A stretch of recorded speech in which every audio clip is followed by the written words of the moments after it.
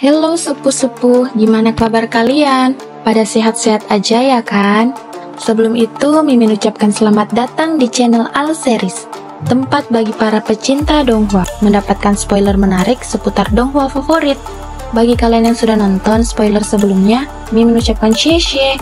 Bagi yang belum nonton, Mimin sarankan agar kalian nonton terlebih dahulu supaya kalian gak bingung dengan alur pembahasan kali ini. Jadi, tanpa berlama-lama lagi, langsung saja kita masuk ke pembahasannya.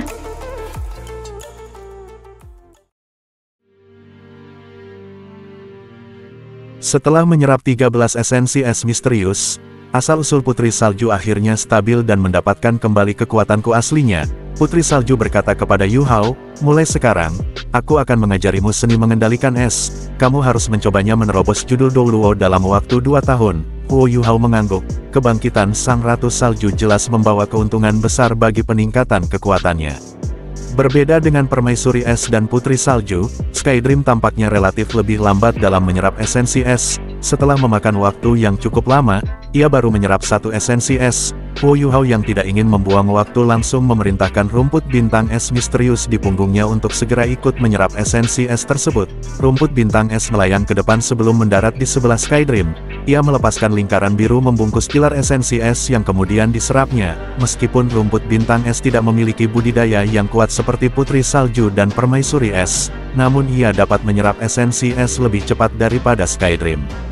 Setelah kebangkitan Ratu Salju, ia segera menjadi pemimpin dari keempat roh yang dimiliki Yu Hao, sementara Skydream dan rumput bintang es menyerap esensi es misterius. Putri Salju berkata akan membawa Yu Hao ke dunia es untuk membimbingnya memahami asal-usul es. Di saat ia berbicara, dia mengangkat tangan kanannya dan dengan lembut meletakkannya di dahi Yu Hao. Yu Hao merasakan hawa dingin yang ekstrim menembus otaknya seolah-olah kesadarannya pergi ke dunia lain. Di saat berikutnya, Yu Hao tiba di dunia lain berwarna putih salju yang sangat sunyi. Tetesan air tiba-tiba muncul melayang di udara memancarkan riak lembut dan suara Putri Salju terdengar mengatakan, air adalah fondasi salju dan es, air adalah sumber dari segala sesuatu dan semua kehidupan. Air dapat mengalir kemana saja. Saat suara itu terdengar, setetes air tersebut segera membesar sebelum akhirnya berubah menjadi tetesan air yang tak terhitung jumlahnya berhamburan ke segala arah. Ketika suhu di udara turun drastis, tetesan air yang berhamburan ke segala arah berangsur-angsur menjadi es. Suara Putri Salju sekali lagi terdengar mengatakan, es dan salju semuanya berasal dari air. Tidak peduli keadaan mereka, air menjadi es karena suhu rendah. Es adalah air dalam bentuk padat. Butir-butir es berhamburan di tubuh Yu Hao membuatnya merasakan gelombang rasa sakit yang menusuk di sekujur tubuhnya. Ia mencoba memblokirnya tapi Yu Hao sama sekali tidak bisa mengendalikan tubuhnya. Putri Salju berkata, seni mengendalikan es terletak pada pengontrol suhu. Setelah kamu memahami rahasia suhu dan karakteristik air, kamu akan membuat beberapa kemajuan dalam seni mengendalikan es. Hari ini saya akan membiarkanmu merasakan level pertama pengendalian perubahan suhu es. Bola-bola es yang menekan tubuh Yu Hao tiba-tiba meleleh. Perasaan dingin menembus tulang Yu Hao hingga membuatnya menggigil kedinginan. Di bawah bimbingan Putri Salju, Yu Hao akhirnya menyadari bahwa dia sama sekali tidak pernah benar-benar mengerti asal-usul es meskipun dia memiliki kekuatan es tertinggi. Putri Salju tidak banyak mengajari Yu Hao. Setelah memberikan pencerahan asal-usul es, Permaisuri Es memandang Putri Salju dengan senyum tipis di wajahnya sembari mengatakan, aku tidak pernah berharap kamu akan menjadi guru. Putri Salju membalas mengatakan, bukankah sebelumnya aku pernah menjadi guru bagimu? Permaisuri Es mengambil beberapa langkah ke depan dan meraih salah satu tangan Putri Salju dan berkata, aku sangat merindukanmu, senang sekali kau bisa kembali.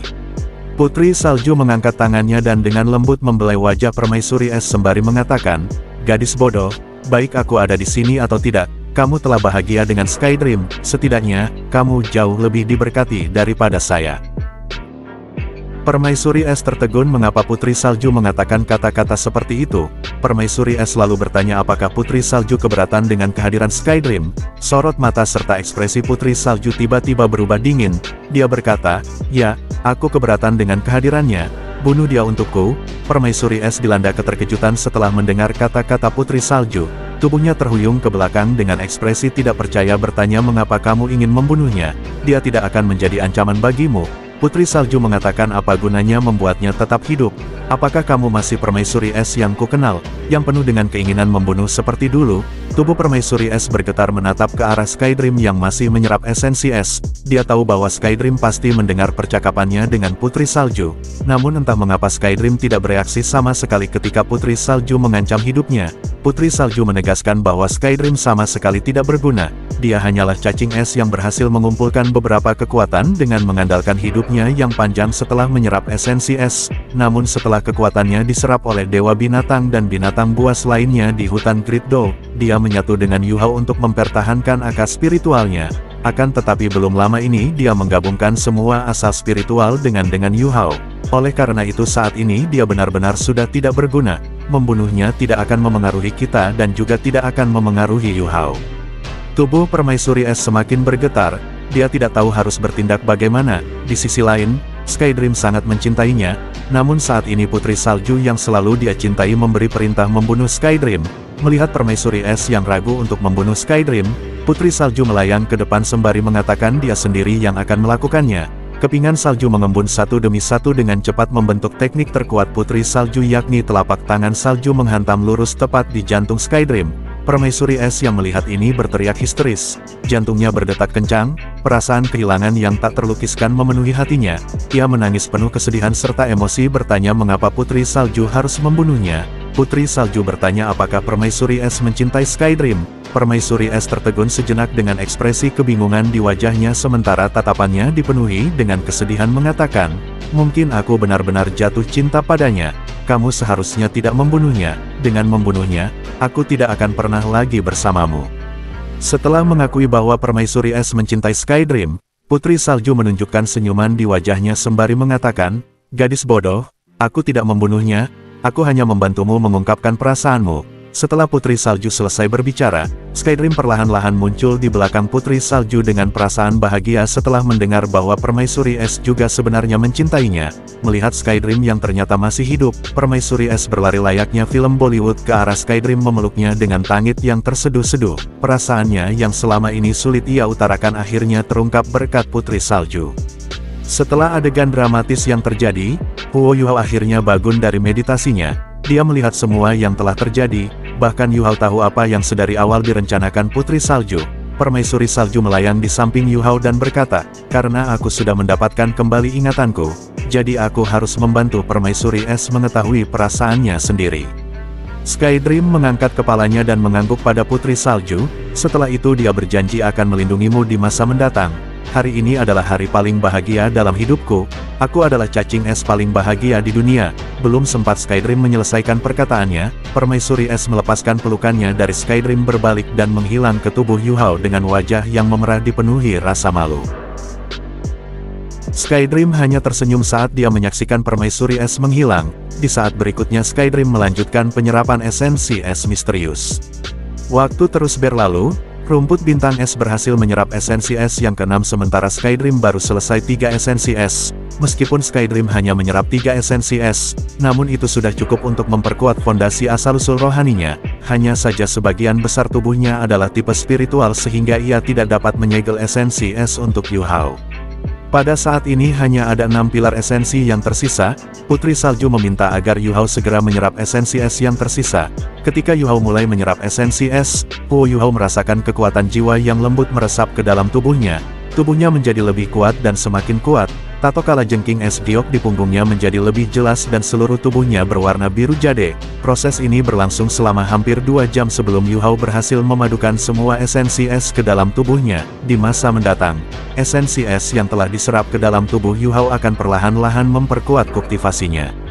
Setelah proses penyerapan selesai, Yu Hao bergegas keluar dan kembali ke penginapan.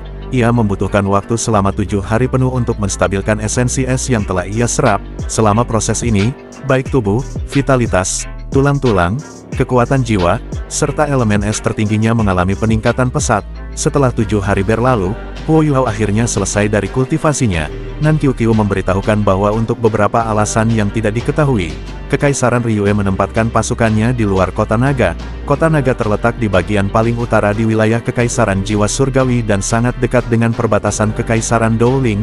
Jika Kekaisaran Ryue menempatkan pasukannya di luar Kota Naga, itu berarti Kekaisaran Ryue sedang bersiap menyerang Kekaisaran Dowling. Huo Yuhao bertanya seberapa banyak pasukan Kekaisaran Ryue. Nan Qiuqiu menjawab, untuk detailnya saya tidak tahu, namun saya memperkirakan setidaknya ada 20.000 dari mereka. Huo Yuhao mengangguk dan diam-diam meninggalkan kota untuk mencari tahu apa yang sebenarnya Kekaisaran Ryue rencanakan. Huo Yuhao melepaskan deteksi spiritualnya dan mulai memindai sekelilingnya. Ia terkejut menemukan sejumlah besar alat jiwa pengintai udara telah ditempat di luar gerbang kota utara.